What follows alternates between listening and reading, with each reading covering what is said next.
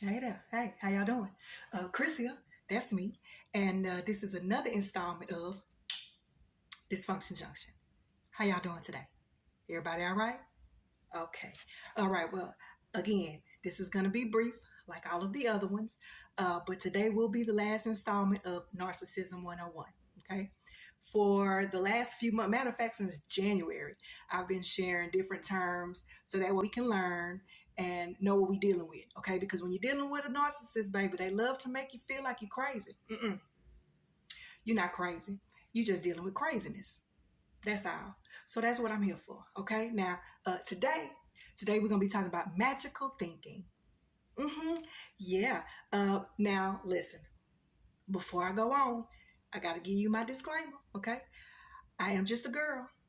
I am nobody's guru. I'm just using my shit to help you with your shit, so we can leave all that shit in the past. That's it. That's all. Okay. So let's go ahead and get right on into it, shall we? All right. So magical thinking. In the context of narcissism, magical thinking is a cognitive distortion or belief system that supports their grandiose sense of self and entitlement. It usually involves believing that their thoughts, wishes, or actions can directly influence outcomes in unrealistic or improbable ways, often defying logical rules or evidence. Okay? What are some of the key characteristics of magical thinking in narcissism? One, belief in immunity to consequences. They may believe they are immune to the negative outcomes of their actions, enabling them to engage in risky behavior without fear of repercussions. Okay. Expectation of miracles. Narcissists might expect favorable outcomes without putting in the necessary effort, believing things will just magically work out for them due to their perceived superiority. Okay. Belief in innate superiority. This thinking reinforces their conviction that they are above others and thus deserving of special treatment and privileges. Does that sound familiar to you? Let me continue. Maintaining grandiose self image. Magical thinking allows them to maintain a distorted view of themselves as perfect and flawless, even when reality contradicts it. Okay? Let me give you some examples of what magical thinking is, okay? Driving recklessly and believing a devastating accident could never happen to them. Assuming they will magically land a perfect job without investing in their education or skills.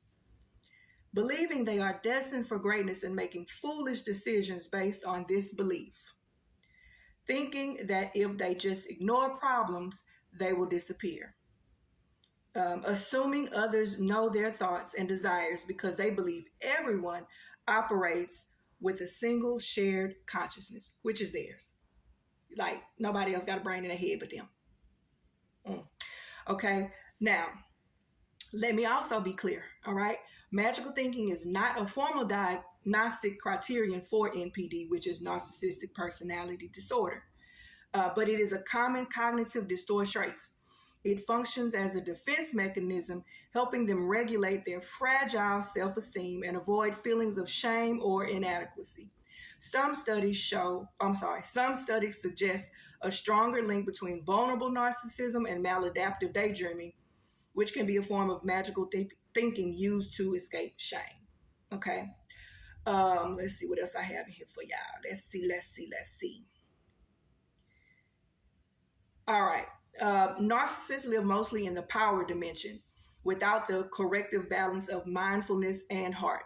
Emotionally intelligent people employ the positive aspects of all three dimensions. Okay.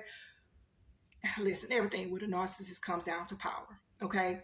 They want to be powered. They want to be in control. They want to have the power. They want to be put on a pedestal. They want to be revered. They want to be honored.